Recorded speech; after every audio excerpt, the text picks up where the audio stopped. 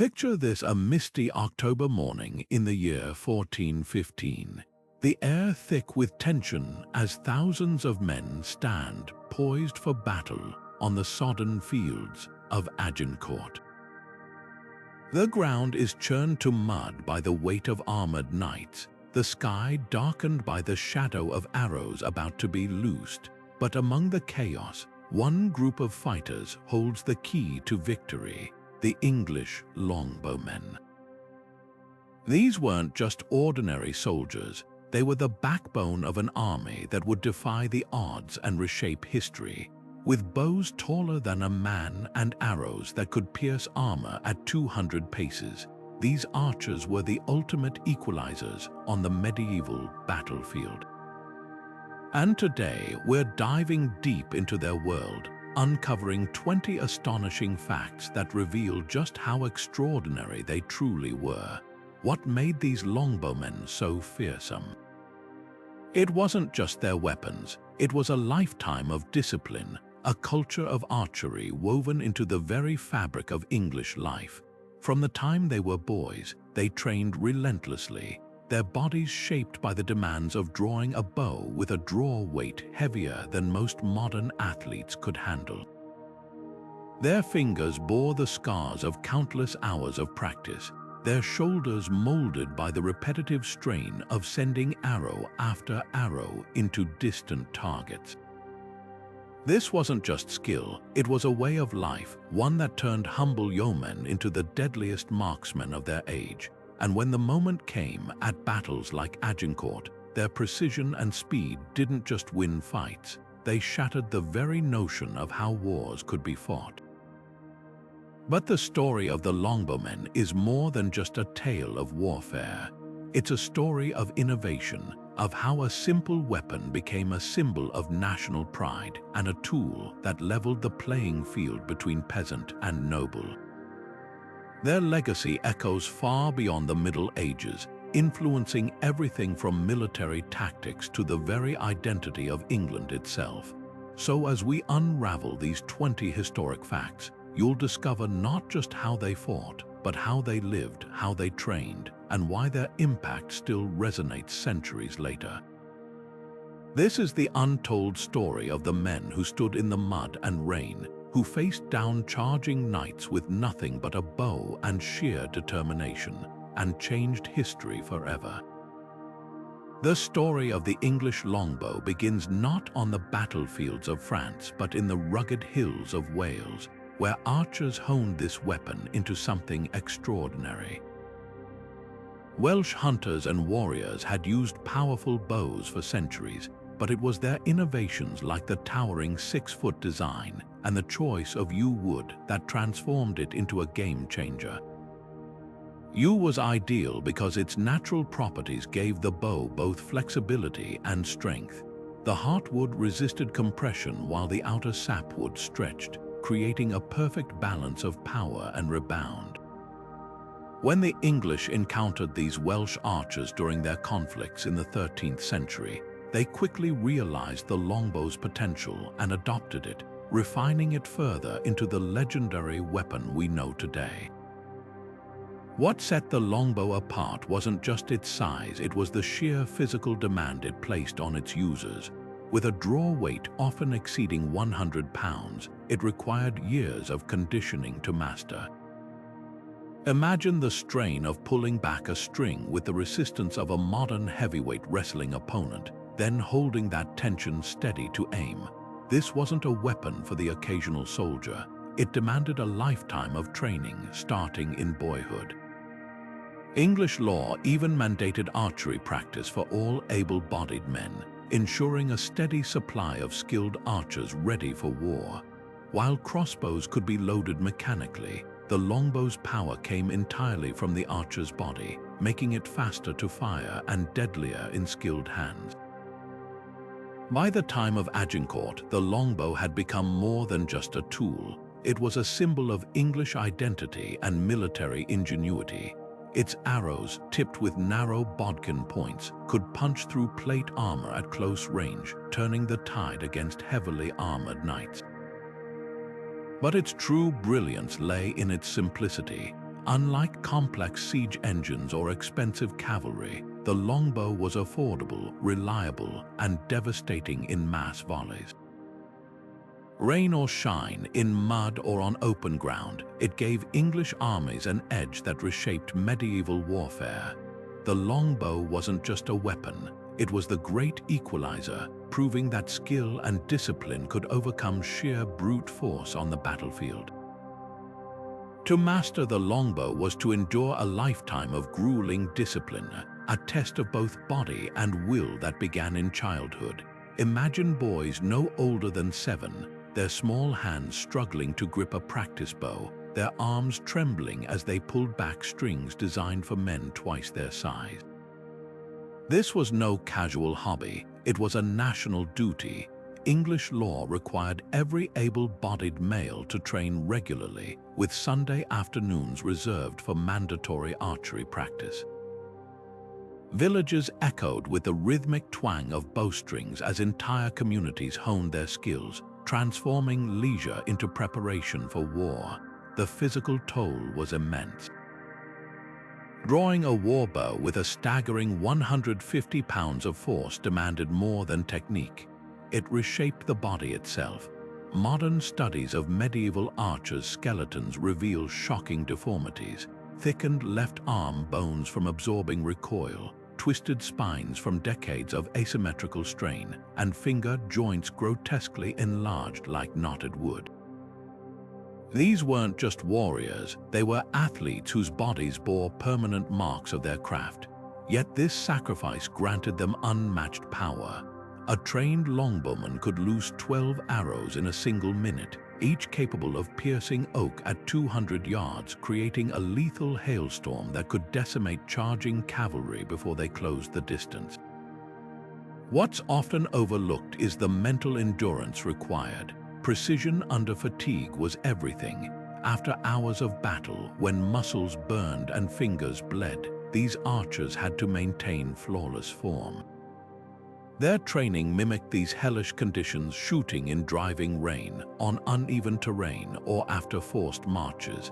Unlike knights who relied on armor, archers stood vulnerable in open fields, their survival depending on sheer skill and nerve. This combination of physical conditioning and psychological resilience made them far more than auxiliary troops.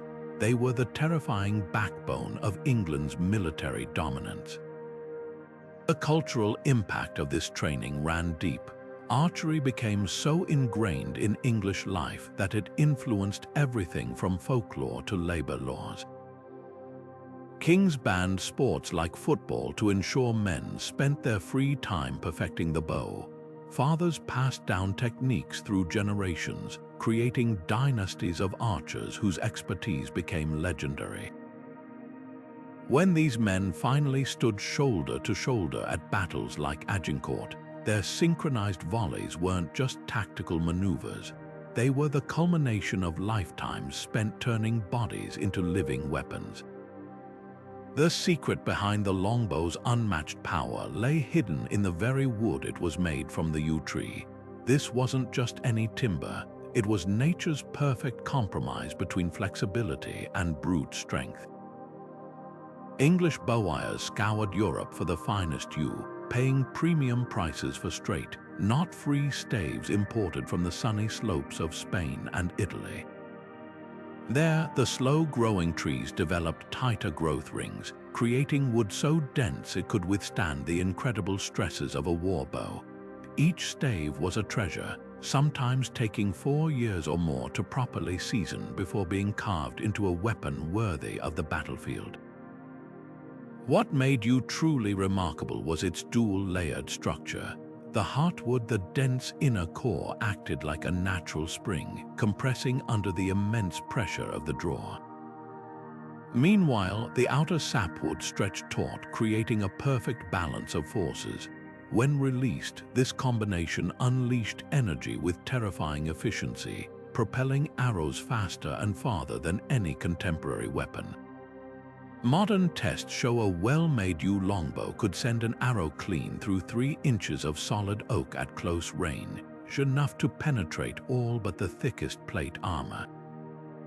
The crafting process itself was an art form. Master bowwires would split the stave so each bow contained both heartwood and sapwood in precise proportions. They shaped the wood with careful, patient strokes, following the natural grain to avoid weak points. The finished bow wasn't just a tool, it was an extension of the archer's body, meticulously tuned to his strength and draw length. Some bows even bore personal markings or prayers carved into their surfaces, blending practicality with superstition in an age when every advantage mattered. This reverence for materials went beyond mere functionality. English kings enacted strict laws protecting yew trees, and merchants faced heavy fines for exporting subpar staves. Ships returning from Mediterranean ports often carried yew as valuable ballast, with entire forests being harvested to supply England's insatiable demand. The longbow didn't just change battles, it reshaped trade networks and forestry practices across Europe. When an archer drew his yew bow at Agincourt, he wasn't just holding a weapon, he was wielding centuries of natural evolution, months of careful craftsmanship, and the collective knowledge of generations who understood that true power comes from harmony between man, material, and machine. At Agincourt, the English longbowmen didn't just fire arrows, they orchestrated a symphony of destruction. Picture 10,000 archers drawing their bows in perfect unison, the collective creak of yew wood straining under tension, then the deafening whoosh of 60,000 arrows slicing through the air in a single volley. This wasn't random shooting, it was a calculated tempest of death with a mathematical precision that would terrify even the bravest knight. Modern reconstructions show these arrows reached heights of 200 feet before descending at near-terminal velocity, their steel bodkin points transforming them into armor-piercing projectiles that rained down like lethal hail. The sheer volume of arrows defied medieval comprehension. With each archer carrying up to 60 shafts, the English could maintain this barrage for 15 minutes without pause, enough time to loose nearly 2 million arrows onto a single battlefield. French chroniclers described the sky blackening as if night had fallen at midday, the constant whistle of descending death drowning out shouted orders. What made this tactic so devastating wasn't just the casualties. It was the psychological warfare.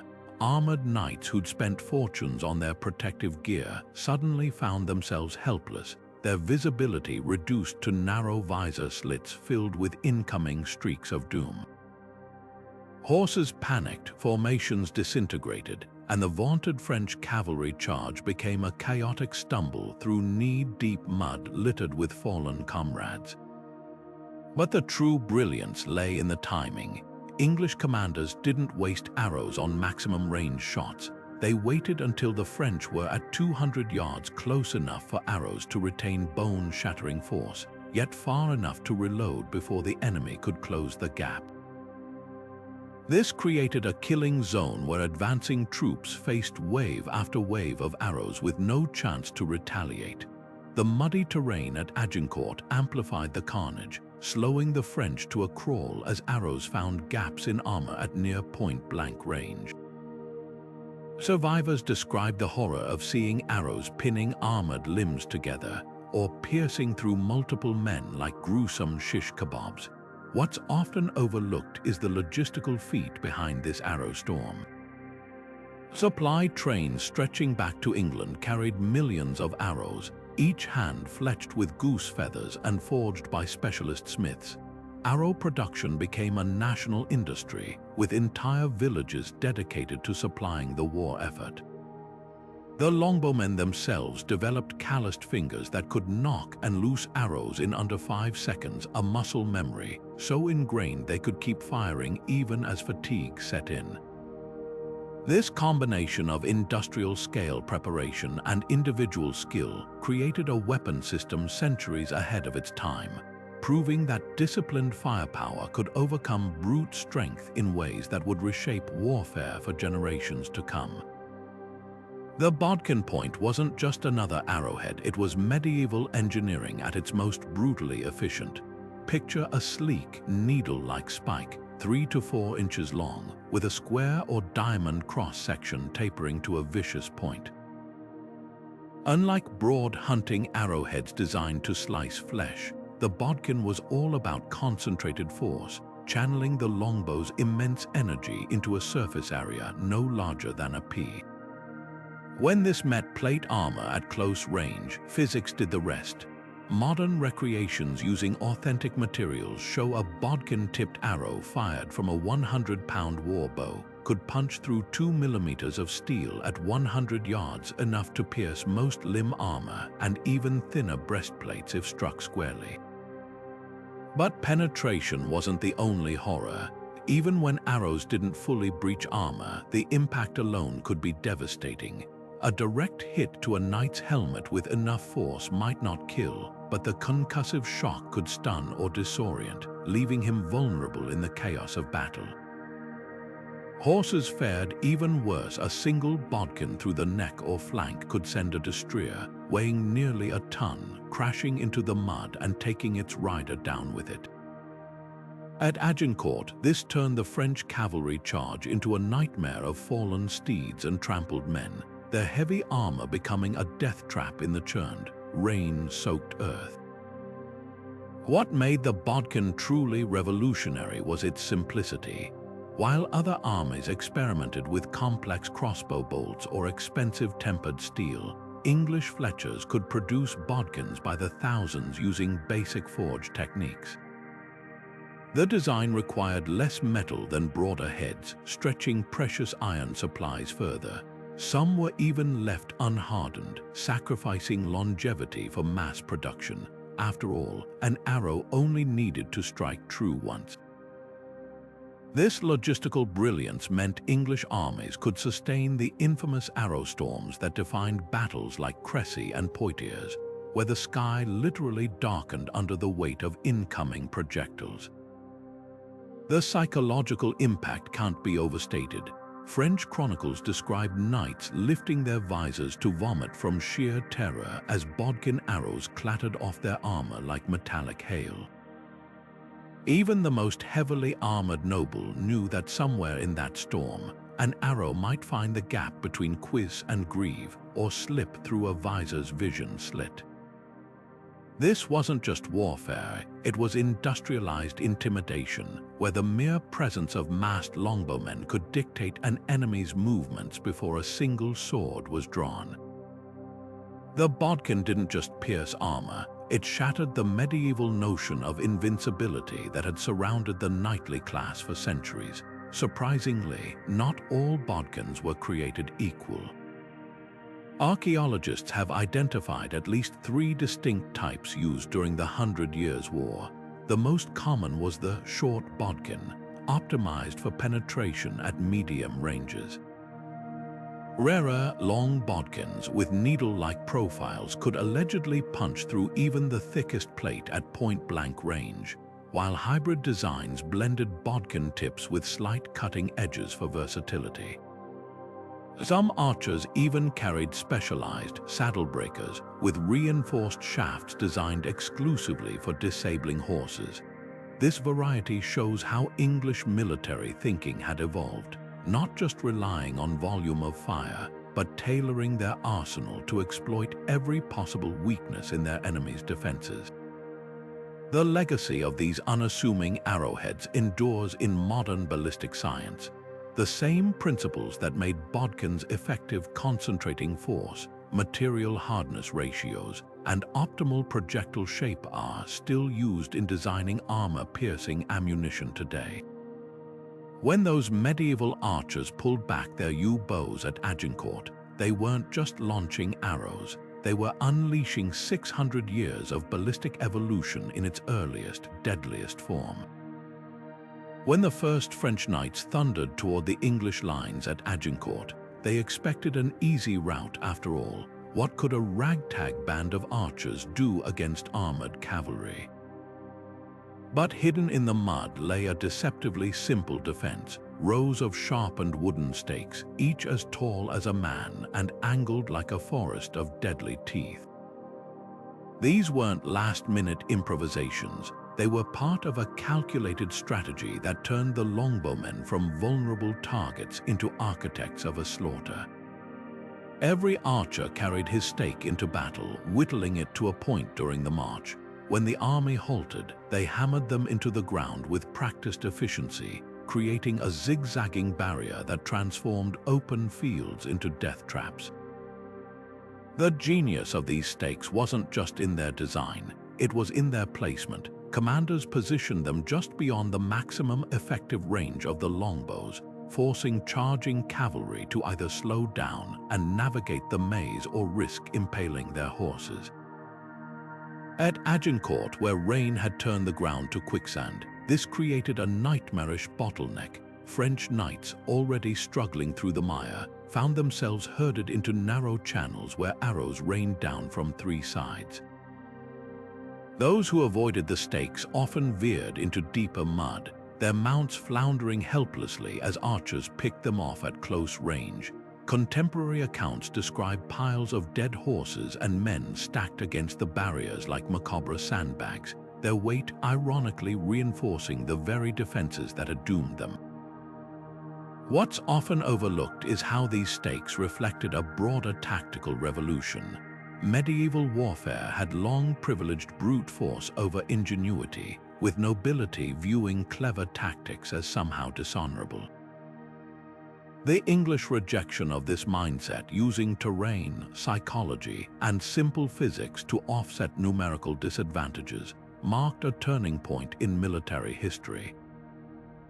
Those humble wooden stakes weren't just physical barriers, they were psychological ones, shattering the myth of cavalry invincibility. A knight worth his ransom in gold could be stopped by a peasant's sharpened stick, and that realization sent shockwaves through the feudal order. The preparation behind these defenses reveals even more sophistication.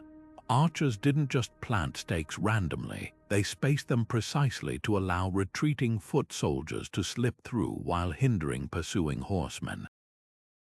Some accounts suggest they were even linked with ropes or chains to create trip hazards, though the muddy chaos of Agincourt likely made such refinements unnecessary.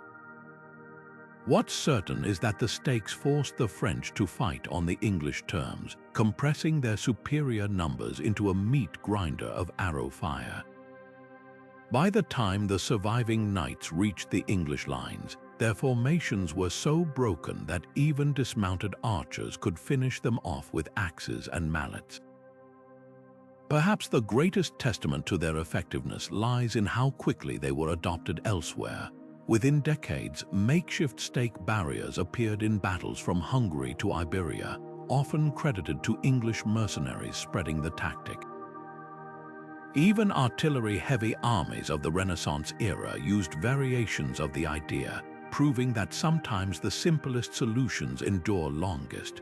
When those longbowmen knelt to plant their stakes before dawn at Agincourt, they weren't just building a fence. They were rewriting the rules of war, one sharpened pole at a time.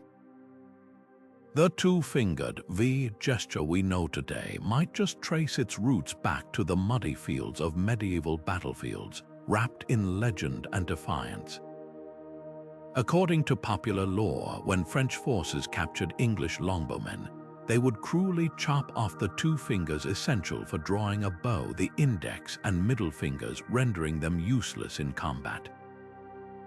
In response, the story goes, surviving archers taunted their enemies by raising those very fingers in a mocking salute, a silent declaration that they could still fight.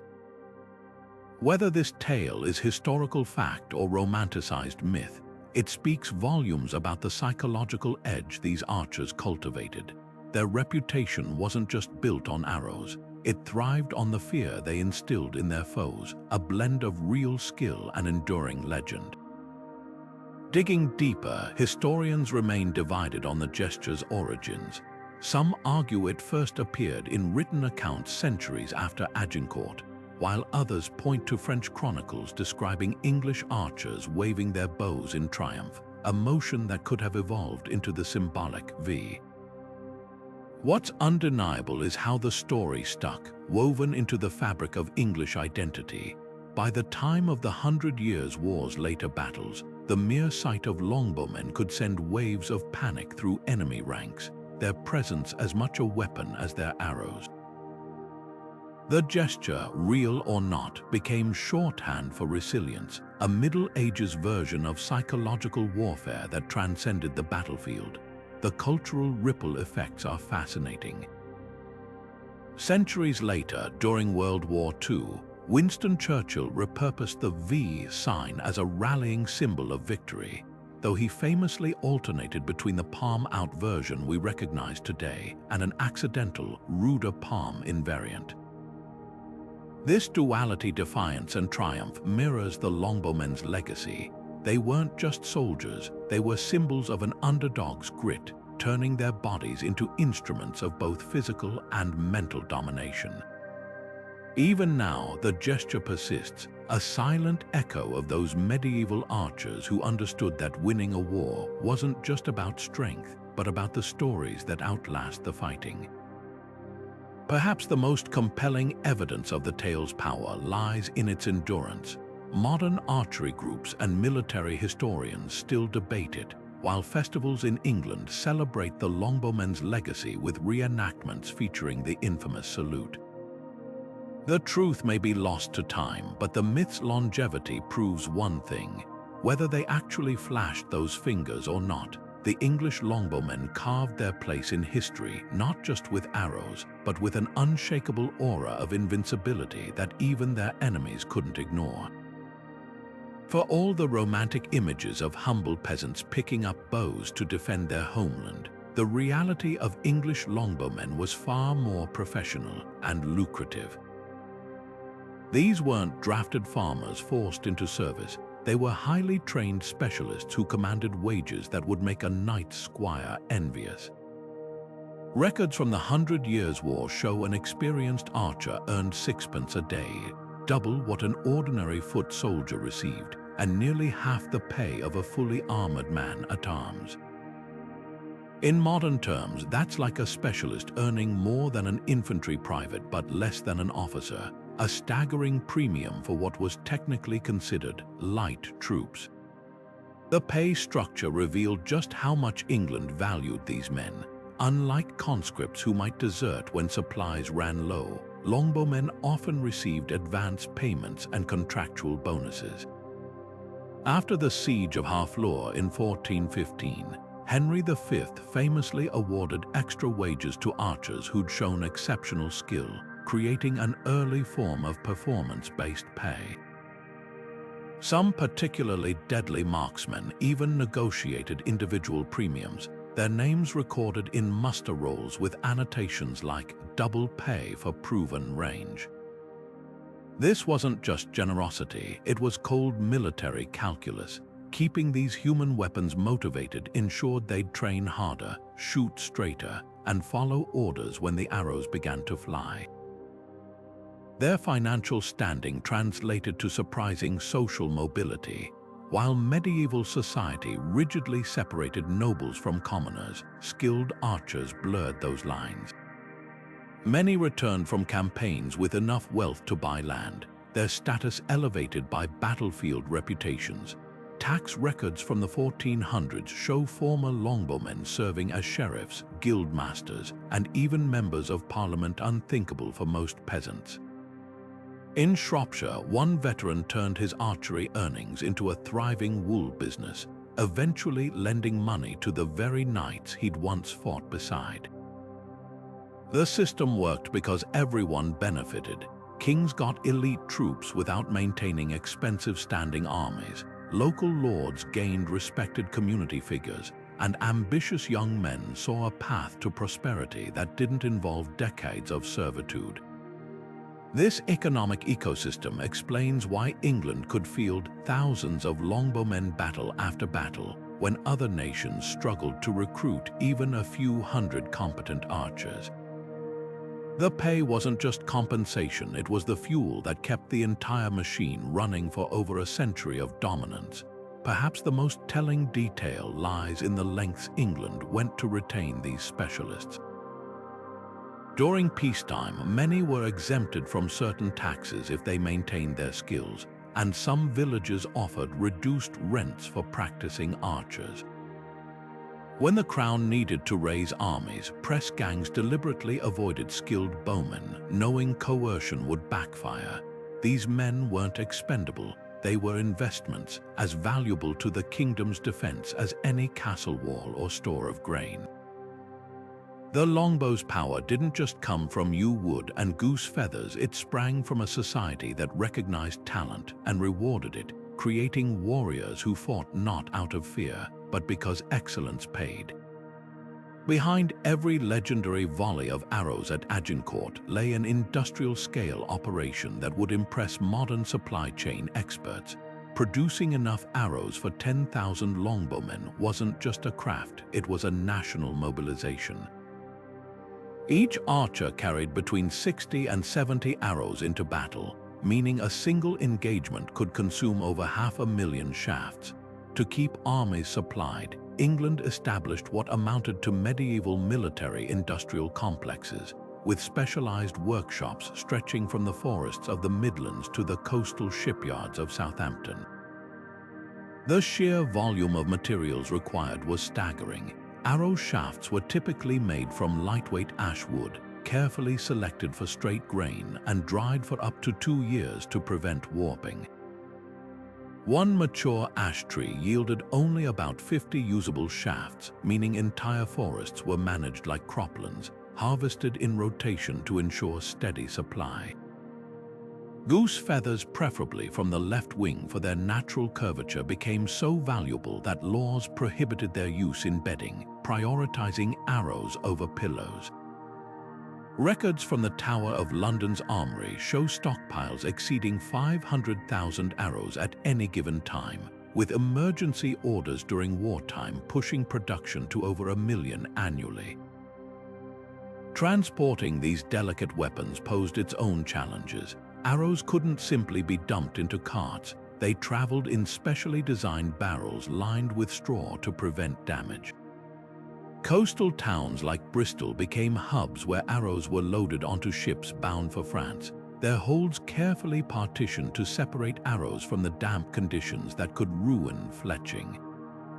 On land, supply trains followed armies with wagons of spare arrows, guarded as jealously as gold shipments.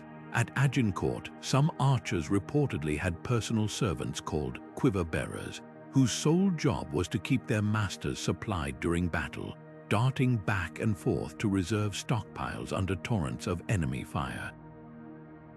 What truly set England apart was its systematization of this chaos. While other nations relied on ad hoc production, England institutionalized arrow making through the Ordinance of the Staple, which standardized lengths, weights, and materials. Inspectors tested random arrows by dropping them point first onto steel plates. If the tip bent or the shaft splintered, the entire batch was rejected. This quality control, unprecedented for its time, ensured that when an archer nocked an arrow, he could trust it to fly true. The system worked so well that centuries later, archaeologists digging at Agincourt still find arrows clustered in tight groups, proof that even in the chaos of battle, English volleys maintained terrifying consistency. The human cost of this industry often goes untold. Behind every 1,000 arrows stood anonymous craftsmen, fletchers who bound feathers with thread made from beaten flax, smiths who forged bodkin points in sweltering forges, and carters who braved bandits and bad roads to deliver their precious cargo. Their names are lost to history, but their work shaped kingdoms. When those arrows darkened the sky at Agincourt, they carried not just death, but the collective effort of a nation that understood something revolutionary. Victory didn't just belong to the strongest warriors, but to those who could keep them supplied. The French didn't just fear English longbowmen, they dreaded them with a visceral, almost primal terror that transcended ordinary battlefield caution. After the blood-soaked fields of Crécy and Poitiers, where arrows had turned proud knights into pincushions. The mere sight of those towering yew bows could unravel French discipline before the first volley even flew. Chroniclers wrote of seasoned commanders growing pale at reports of longbowmen in the enemy ranks, their battle plans crumbling into panicked improvisation. This wasn't just respect for a weapon, it was the kind of superstitious horror usually reserved for plagues or omens, a collective trauma woven into the fabric of French military thinking. What made this fear so potent was how it exploited the very heart of medieval chivalric culture. French knights had been raised on tales of glorious charges and hand-to-hand combat, where nobility and brute strength decided victories. The longbowmen shattered that illusion. Here were commoners, many barely clad in leather, felling aristocrats from 200 yards away, their arrows piercing armor like some ungodly magic. At Agincourt, this psychological edge became a self-fulfilling prophecy. French knights, desperate to close the distance and prove their courage, abandoned disciplined advances for reckless frontal assaults straight into the killing zone. Their own terror of the archers made them easy prey. The French response veered between denial and desperate mimicry. Some nobles insisted longbowmen were cowards who refused honorable combat, while others tried importing Genos crossbowmen as counters, only to watch them outshot at Crécy when rain loosened their strings. By Agincourt, the dread had grown so pervasive that French commanders ordered cavalry charges specifically to smash those accursed bowmen, ignoring the stakes and mud that would doom the maneuver. Even their attempts to intimidate backfired. Rumors that captured archers would have fingers amputated only hardened English resolve, fueling the infamous two-fingered salute legend. Yet the most telling evidence of this fear lies in what didn't happen. Despite outnumbering the English at Agincourt nearly 3-1, the French never attempted to flank or encircle Henry's forces, a tactic that could have neutralized the arrow storms. Instead, they funneled themselves into the worst possible terrain, as if the mere presence of longbowmen short-circuited rational strategy. Modern psychologists might call it decision paralysis, where overwhelming stress triggers catastrophic choices. The longbowmen didn't just win battles, they weaponized their enemy's own psyches, turning pride and panic into lethal liabilities. This psychological warfare extended beyond the battlefield. French villages near invasion routes reportedly emptied at rumors of approaching archers, their reputation for devastation preceding them like a dark shadow. Diplomats invoked the longbow threat during truce negotiations, and French royal decrees bizarrely forbade tournaments that involved bowmanship, as if the very practice might invite disaster. By the war's end, the longbow had become more than an English weapon. It was a specter haunting French military thought, a reminder that the old rules of war had irrevocably changed. 250 yards, that's the length of 2.5 football fields, and the distance at which an English longbow could turn a charging knight into a stumbling pincushion. This wasn't just impressive for the 14th century, it was revolutionary. Most medieval weapons demanded close-quarters combat, swords, axes, even early firearms all required enemies to be practically within spitting distance. But the longbow redefined the very geometry of warfare, creating a lethal no-man's land where English archers dominated uncontested. Accuracy at these distances defied expectations. Modern tests using replica bows show that a skilled archer could consistently hit a man-sized target at 100 yards, roughly the length of a soccer pitch. At 200 yards, their arrows retained enough force to pierce chainmail, transforming what other armies considered safe distances into killing zones. What made this possible wasn't just the bow's design, but the archers' relentless training. They didn't just shoot blindly into masses. They learned to judge wind, elevation, and even the subtle drop of an arrow's arc. Imagine the focus required to loose a volley, knowing each shaft had to clear the heads of your own front lines before descending like steel rain onto the enemy. Agincourt showcased this lethal precision. As the French advanced, English archers held their fire until the perfect moment, when the enemy was close enough for maximum damage but still far enough to allow multiple volleys before contact. Contemporary accounts describe arrows striking with such force they pinned shields to arms or pierced through multiple ranks.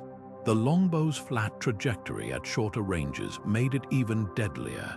Unlike the high arcing shots used for maximum distance, these flatter volleys flew straight as javelins, giving knights no warning before impact. The psychological toll was as devastating as the physical. French troops knew they'd have to endure 6 or 7 volleys, each unleashing tens of thousands of arrows before they could even swing a sword. Some chronicles describe men collapsing not from wounds, but sheer exhaustion after wading through mud under constant fire. Horses, often less armored than their riders, fell first, creating chaotic obstacles for those behind. By the time the French reached English lines, their formations were so fractured that even survivors lacked the cohesion to fight effectively. What's often overlooked is how this range advantage shaped entire campaigns. English commanders could choose battlegrounds that forced enemies to cross vast open spaces under fire, turning geography into a weapon. At Crecy, they positioned archers on slopes to extend their effective range even further. At Poitiers, they used narrow passes to compress French advances into arrow-friendly choke points. The longbow didn't just win battles, it dictated them, forcing opponents to fight on terms that neutralized their strengths. Modern longbow enthusiasts still debate the outer limits of the weapon's capabilities.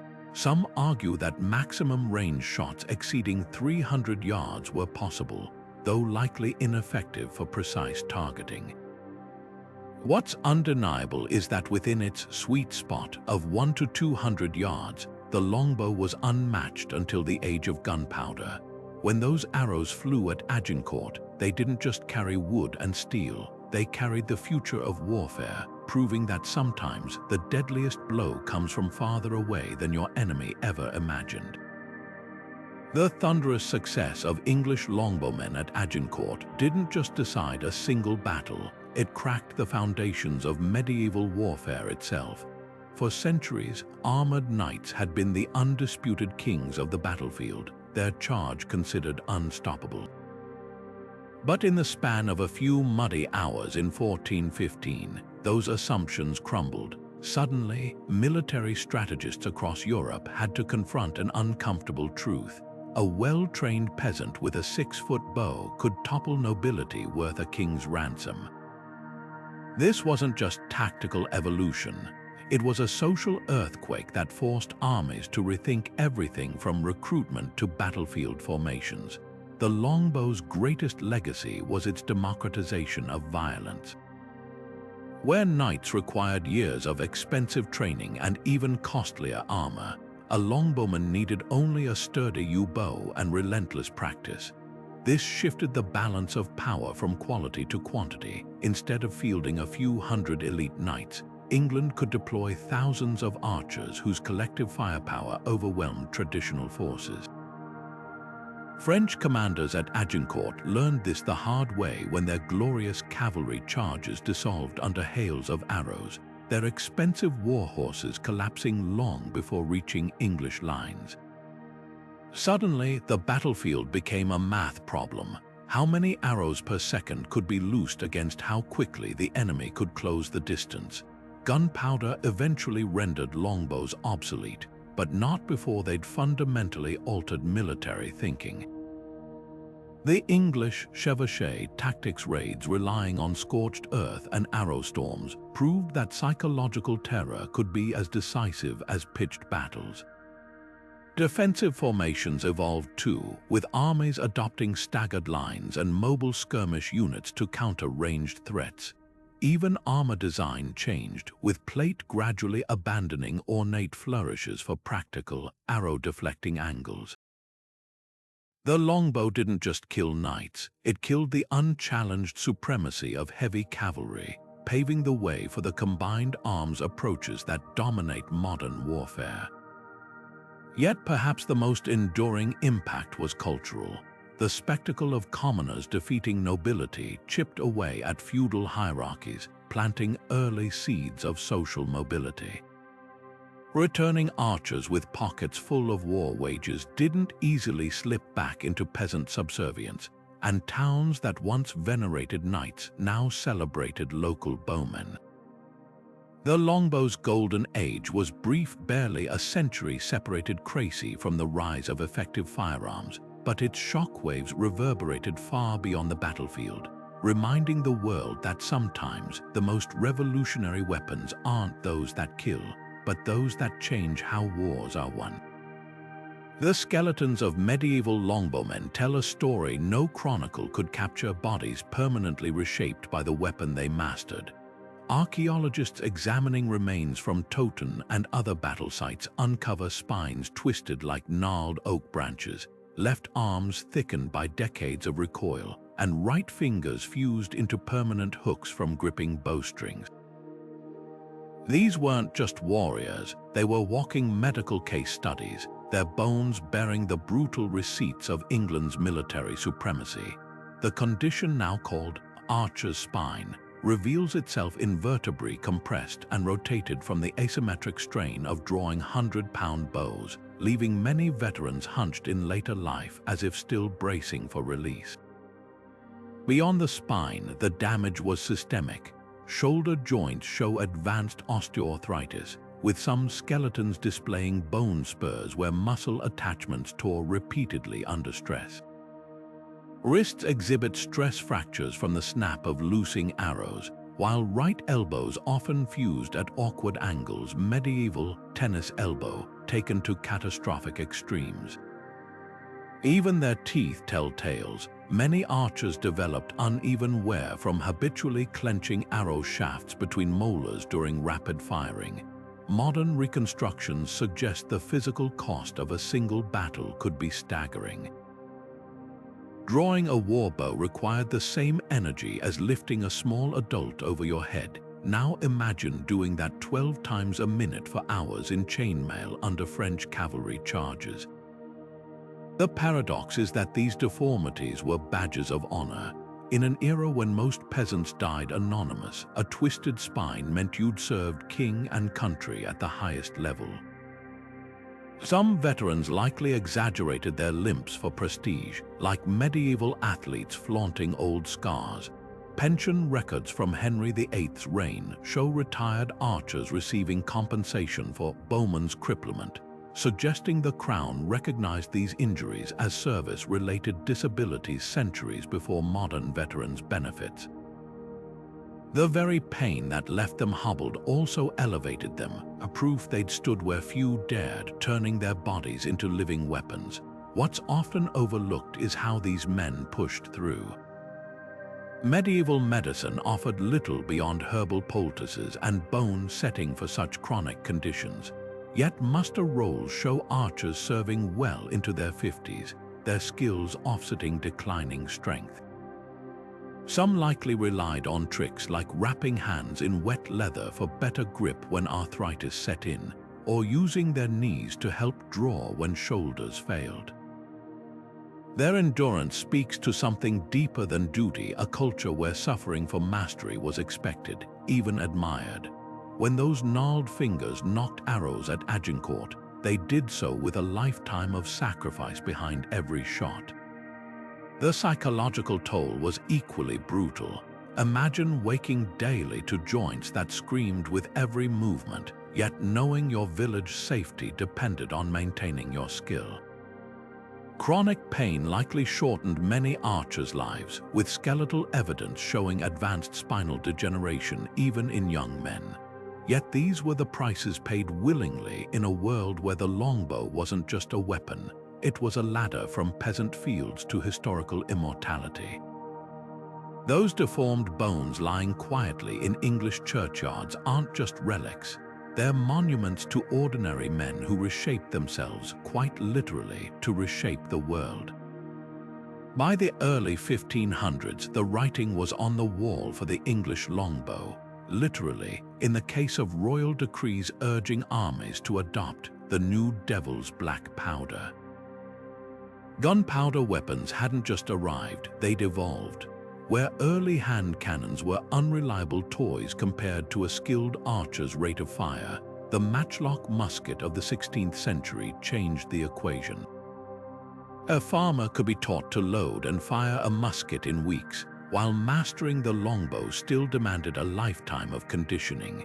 Worse for traditionalists, lead balls from these crude firearms punched through plate armor at ranges where even Bodkin arrows might glance off, rendering the longbow's vaunted piercing power suddenly quaint. Yet abandoning 6 centuries of dominance wasn't so simple. When King Henry VIII tried phasing out longbows in 1537, veteran commanders rebelled, insisting no smoke-belching tube could match the arrow storms that had made England feared. Towns protested the loss of lucrative bow-making industries, and nostalgic nobles hosted archery tournaments as acts of defiance. The debate grew so heated that Parliament actually passed laws requiring longbow practice well into the 1580s, a full generation after most European armies had fully transitioned to firearms. This wasn't just military conservatism, it was a cultural identity crisis. The longbow had been England's Excalibur, and surrendering it felt like betraying national DNA. What's often overlooked is how stubbornly effective longbows remained in certain roles. During skirmishes in the Scottish borders, English garrisons found their arrows outperformed muskets in wet weather when gunpowder turned to paste. Naval commanders kept longbowmen aboard ships well into the 1500s, valuing their rapid fire during boarding actions where reloading a musket was suicide. Even armor penetration wasn't entirely one-sided. At close range, a heavy warbow could still out-penetrate early firearms, as Spanish conquistadors grudgingly admitted after facing Aztec archers in the New World. The real death knell came from logistics, not battlefield performance. Producing gunpowder, while dangerous, proved simpler than maintaining England's vast arrow-making infrastructure. A single powder mill could supply regiments, whereas equipping longbowmen still required forests of yew, flocks of geese, and armies of fletchers. When Elizabeth I's advisors calculated it took 18 acres of woodland to sustain one archer for a year, the fiscal argument became unavoidable. By the time the Spanish Armada threatened in 1588, only a handful of nostalgic noblemen still mustered with bows. Most English troops now shouldered muskets, though some captains reportedly kept quivers of arrows aboard ships as lucky charms. Yet in fading, the longbow secured its legend. The very reluctance to abandon it speaks volumes about its psychological hold. Shakespeare immortalized archers in Henry V, and country fairs kept archery contests alive long after their military relevance faded. Today, modern special forces still study Agincourt for lessons in asymmetric warfare, while Olympic archers unknowingly echo medieval stances. The longbow didn't just disappear, it retreated from battlefields to take up permanent residence in the English soul, a reminder that sometimes the most revolutionary weapons aren't those that last longest, but those that change the world before bowing gracefully to progress. Rain the night before Agincourt didn't just dampen the field, it reshaped the entire battle. The downpour transformed the freshly plowed ground between the two armies into a treacherous bog, a detail often overshadowed by tales of arrows and heroics. For the French knights, this was nothing short of disaster. Their heavy plate armor, already cumbersome on solid ground, became an anchor in the muck, weighing them down like men trying to wade through wet cement. Horses bred for open charges floundered helplessly, their powerful legs sinking past the fetlocks with every struggling step. What should have been a thunderous cavalry advance turned into a nightmarish slog, where simply staying upright became a battle in itself. The English, meanwhile, turned the weather to their advantage. Longbowmen traveled light, no bulky armor, no heavy lances, just leather jerkins and boots that gripped the mud rather than fighting it. Their positioning was no accident either. Henry V had chosen high ground with tree cover at their backs, ensuring their side of the field remained marginally firmer. When the French finally began their advance at midday, the contrast was stark. While knights slipped and stumbled, exhausted before they'd even crossed half the distance, the archers stood steady, their footing secure as they loosed volley after volley into the chaotic mass. This wasn't just luck, it was environmental warfare. The same rain that ruined French tactics also played havoc with their crossbowmen's strings, rendering many of their ranged weapons useless. English longbows, strung with waxed hemp that resisted moisture, faced no such handicap. Even the wind-cooperated gusts blew toward the French, adding extra force to English arrows while slowing the exhausted enemy's return shots. Nature, it seemed, had picked a side that day. The mud's role went beyond mobility. As the French ranks compressed in the quagmire, they became denser targets. Arrows that might have missed in open formation now found flesh simply by statistical inevitability. Chroniclers described fallen knights drowning face down in puddles, their armor making it impossible to rise. The few who reached English lines were so spent they could barely lift their weapons, easy prey for archers switching to axes and mallets. What began as a weather inconvenience became a force multiplier, turning the longbow's lethality from effective to apocalyptic. Agincourt's lesson resonated across Europe. Future commanders studied terrain and weather as carefully as troop numbers, realizing that the right environment could render even the mightiest army helpless. Henry himself would later seek out similar boggy ground for his campaigns, while French tacticians began experimenting with lighter armor and mobile infantry. The rain at Agincourt didn't just decide a battle, it rewrote the playbook, proving that sometimes the greatest weapon isn't held in your hands but lies beneath your feet. Shakespeare immortalized the longbowman's cry of "God for Harry, England, and St. George" in Henry V, but the bard was far from the first or last to romanticize these deadly archers. The image of the humble yeoman standing firm against armored knights with nothing but a yew bow has woven itself into the fabric of English identity like few other military figures. From medieval ballads praising their arrows black as doom to Hollywood blockbusters like The King and Robin Hood adaptations, the longbowman's legend thrives in a curious space between history and myth. What's fascinating isn't just the persistence of this archetype, but how each era reshapes it to reflect its own values, turning medieval soldiers into symbols of everything from democratic resilience to underdog triumph. Take Robin Hood, arguably the most famous fictional archer. Though his tales predate Agincourt, the outlaw's portrayal evolved over centuries to mirror the longbowman's rise. Early stories had him wielding a simple hunting bow, but by the Victorian era, illustrators gave him the towering war bow of an English yeoman, a deliberate nod to Agincourt's legacy. Even his greenwood attire echoes the practical leather jerkins real archers wore, blending historical detail with folklore. This wasn't accidental. As England's empire expanded, the longbowman became a propaganda tool, embodying the sturdy English spirit that could overcome any odds, whether against French knights or colonial adversaries.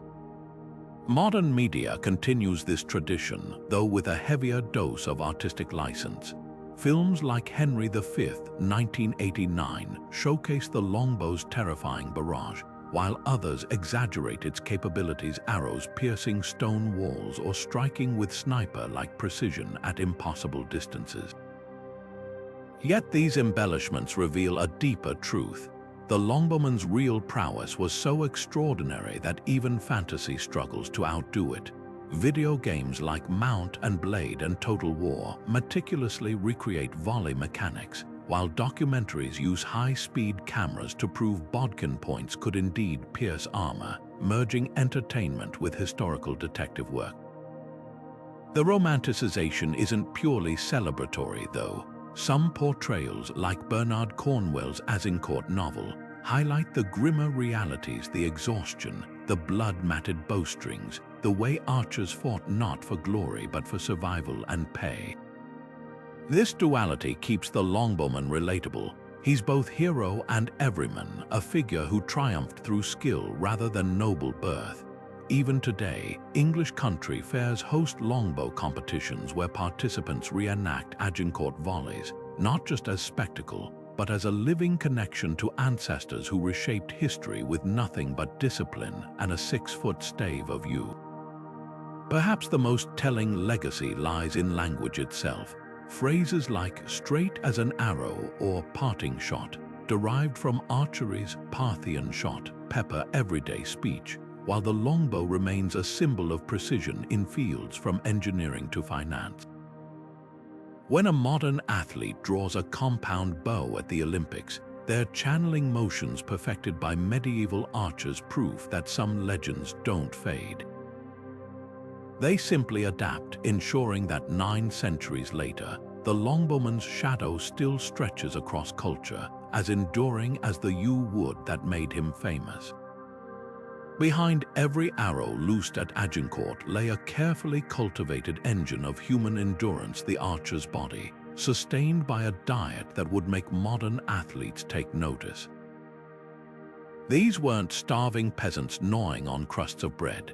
Longbowmen consumed nearly double the calories of an average medieval laborer, with protein-rich meals that kept their muscles primed for the inhuman demands of war. Muster rolls from Henry V's campaigns reveal startling provisions: half a pound of cheese daily, salted beef or fish every meal, and gallons of hearty ale, not just for drinking but for its caloric density. This wasn't luxury, it was military pragmatism. A longbowman burning 8,000 calories daily during marches needed fuel to match, and England ensured they got it. The contrast with typical medieval diets was stark. While most peasants subsisted on porridge and occasional vegetables, archers regularly ate meat, a privilege usually reserved for nobility.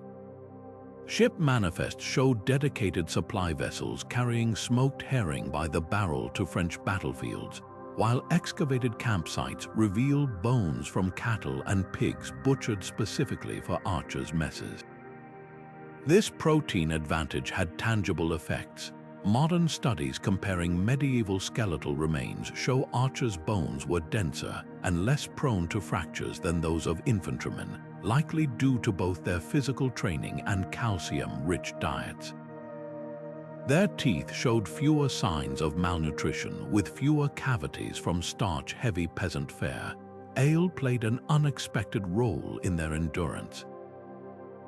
Brewed thick and dark, medieval small beer provided hydration without the dysentery risks of stream water, while its yeast offered B vitamins crucial for nerve function during prolonged strain. Some campaigns even issued spiced archer's ale, with added herbs like rosemary and thyme. Early attempts at electrolyte replacement. The alcohol content was low enough to avoid impairment but high enough to steady nerves before battle. Chroniclers noted English archers singing as they drank before Agincourt, their voices carrying across the field, a psychological flex as much as a nutritional one. The logistics behind this diet were staggering. Feeding 10,000 archers required entire herds of cattle driven across Normandy, with cheesemakers and bakers embedded in the army's supply train. Henry V's quartermasters calculated each archer needed a minimum of 3,500 calories just to maintain shooting strength, more during winter campaigns. This investment paid off when French chroniclers marveled at English archers fighting for hours without tiring, their energy reserves outlasting armored knights who'd skipped breakfast to don cumbersome armor. What's often overlooked is how this nutritional edge shaped tactics. Well-fed archers could sustain their lethal 12 arrows per minute rate longer, turning what might have been brief skirmishes into prolonged slaughters. At Agincourt, the French assumed the English would exhaust themselves after initial volleys. They didn't account for men who'd spent weeks building stamina on iron rations. When the battle stretched into its third hour, it wasn't just arrows that overwhelmed the French. It was the sheer staying power of opponents who entered the fight at peak physical condition. The legacy of this dietary strategy endures in modern military thinking.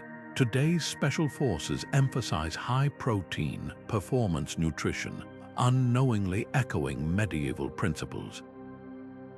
There's poetic symmetry in realizing that the secret behind history's most feared archers wasn't just their bows, it was the cheese, ale, and beef that powered them, proving centuries ago that wars are won not just with weapons, but with the food that fuels those who wield them. The longbow didn't just win battles, it shaped the soul of a nation. In the decades following Agincourt, the weapon transcended its military role to become something far greater, a cultural icon woven into England's very sense of self. This wasn't mere propaganda, it was a genuine shift in how the English saw their place in the world. Where once the aristocracy had monopolized glory, now even the lowliest yeoman could stand tall, knowing his skill with a bow had humbled kings and knights.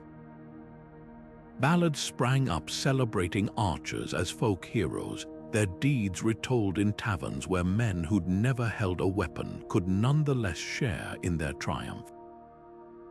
The message was clear: England's strength lay not in noble bloodlines, but in the grit and discipline of ordinary people.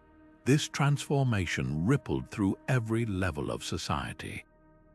Parliament passed laws requiring longbow practice not just for defense, but to cultivate what they called the English virtue. Church frescoes depicted saints holding bows instead of swords, while merchant guilds adopted archery targets as corporate symbols. Even the language shifted. Terms like straight shooter and on target entered common speech as metaphors for honesty and precision. The longbow became shorthand for a particular kind of national character, resourceful, steadfast, and devastatingly effective when pressed to action. What's remarkable is how this identity outlasted the weapon's military relevance. Centuries after firearms replaced bows, Victorian reformers resurrected the longbow as a tool for moral instruction, arguing its mastery taught boys the same virtues that had made England great.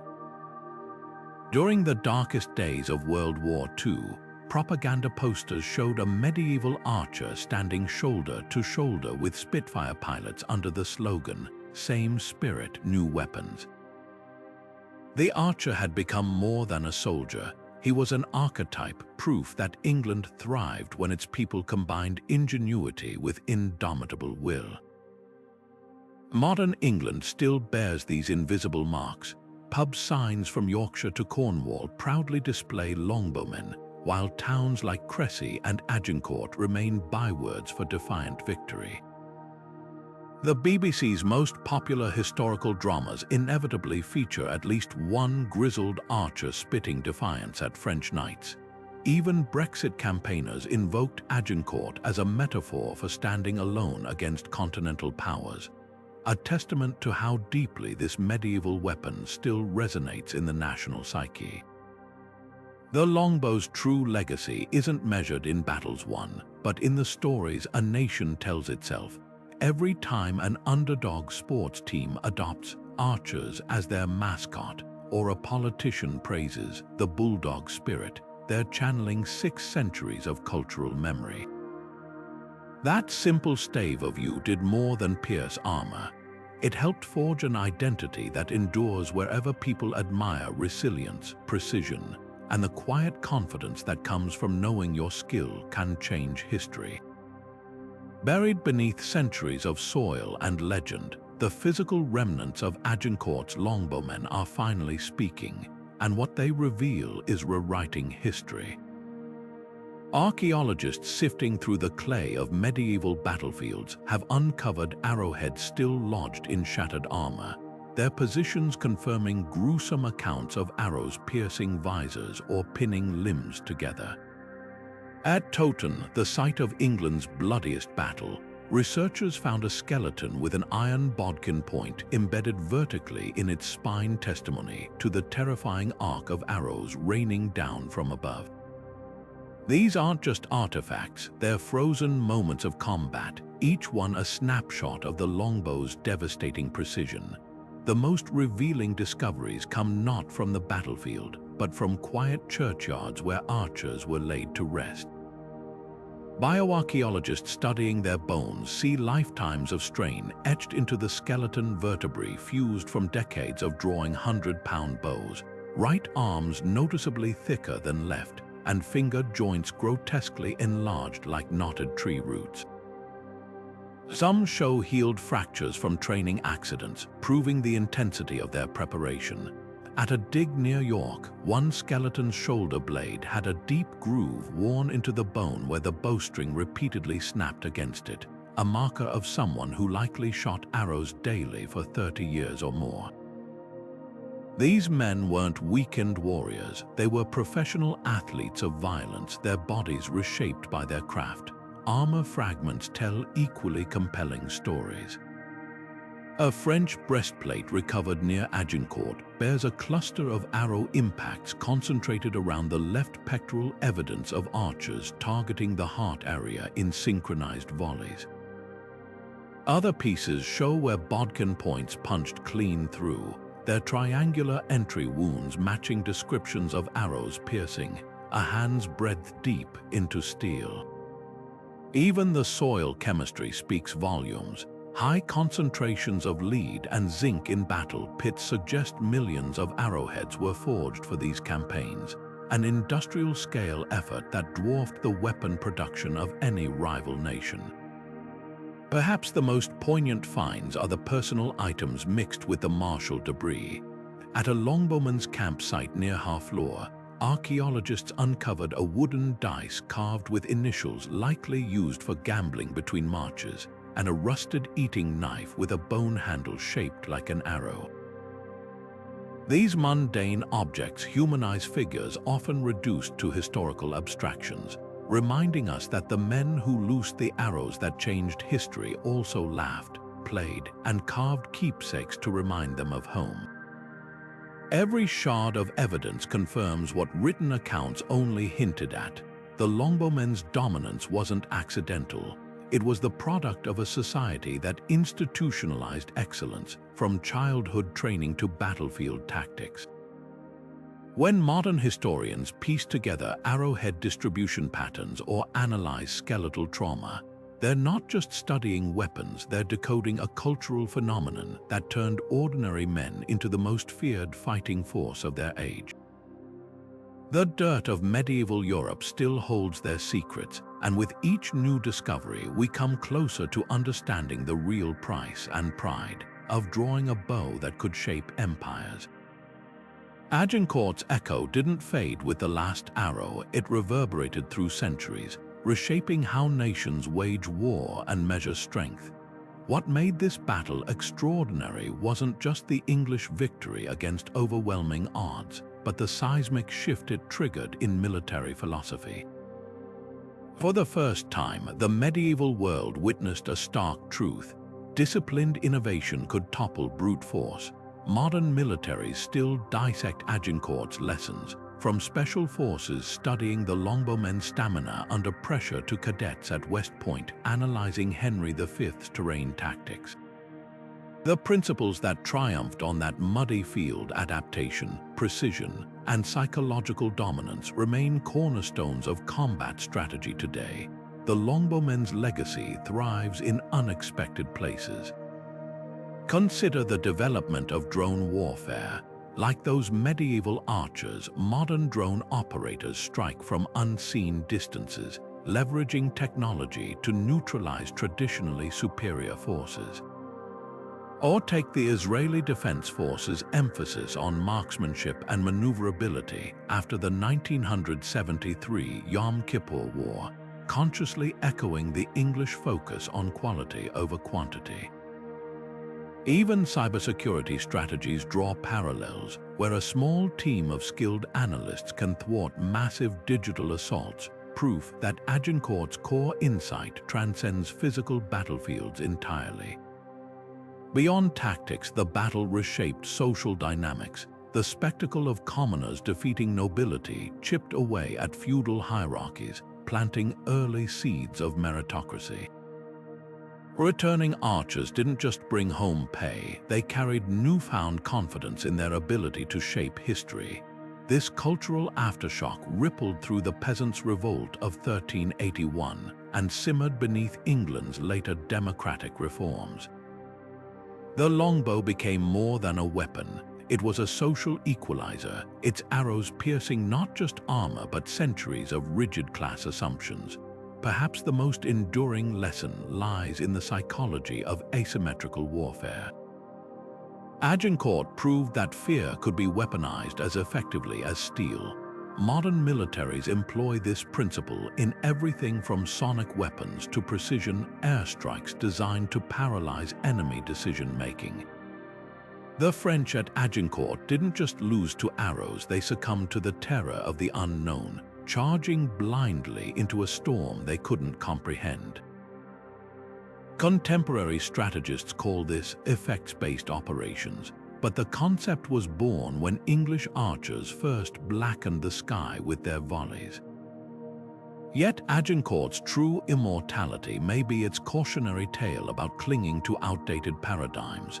The French knights weren't defeated because they lacked courage, but because their entire worldview refused to adapt. Today, as militaries grapple with AI and hypersonic missiles, the battle stands as a timeless reminder. Victory favors not the strongest, but those most willing to evolve. From the muddy fields of medieval France to the digital battlefields of the 21st century, the Longbowmen's triumph whispers the same enduring truth: innovation isn't just useful, it's existential. From the misty fields of Agincourt to the pages of modern history books, the English Longbowmen didn't just win a battle, they shattered an era.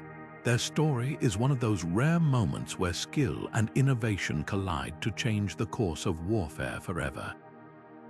Think about it, a group of disciplined archers, many of humble birth, standing firm against the might of armored nobility and rewriting the rules of combat in the process. That's the power of the longbow, not just as a weapon, but as a symbol of what happens when preparation meets opportunity on the grandest stage. What's truly remarkable is how their legacy transcends time. Centuries later, their influence lingers in everything from military tactics to cultural identity. Modern archery competitions still use techniques refined by these medieval marksmen, while historians study Agincourt as a masterclass in asymmetrical warfare. The Longbowmen proved that victory isn't always about numbers or brute strength. Sometimes it's about precision, stamina, and the courage to stand your ground when the odds seem impossible. Their triumph wasn't just a fluke, it was the result of a society that valued mastery, from the royal decrees mandating archery practice to the villages that celebrated their returning heroes. And let's not forget the human side of their story. Behind every volley of arrows were real men, fathers, sons, and brothers who endured grueling training, weathered harsh campaigns, and faced the terror of battle with nothing but a bow and their wits. Their skeletons tell the tale: twisted spines, thickened arm bones, and fingers permanently bent from decades of drawing 100-pound strings. These weren't mythical figures, they were flesh and blood warriors who paid a physical price for their skill, leaving behind a legacy etched as much in bone as in parchment. Yet their greatest impact might be how they reshaped the world's imagination. From Shakespeare's stirring speeches to Hollywood's epic battles, the Longbowman endures as an icon of resilience. He's the underdog who triumphs, the common man who rises, the proof that discipline can defy destiny. Even today, when we talk about punching above your weight or sticking to your guns, we're channeling a bit of that Agincourt spirit, the unshakable belief that with enough skill and heart, even the mightiest foe can be overcome. So as we knock one final arrow onto the string of this story, let's remember the Longbowmen not just for their battlefield feats, but for the timeless lessons they left behind. Innovation beats tradition when paired with preparation. Unity and discipline can topple even the most daunting odds, and sometimes the most revolutionary forces in history don't wear crowns or ride stallions. They stand firm in the mud, draw back their bows, and change the world one arrow at a time. If you've enjoyed this journey through medieval history, be sure to let us know in the comments, and don't forget to like and subscribe for more deep dives into the past. Until next time, keep aiming high just like those legendary archers of Agincourt.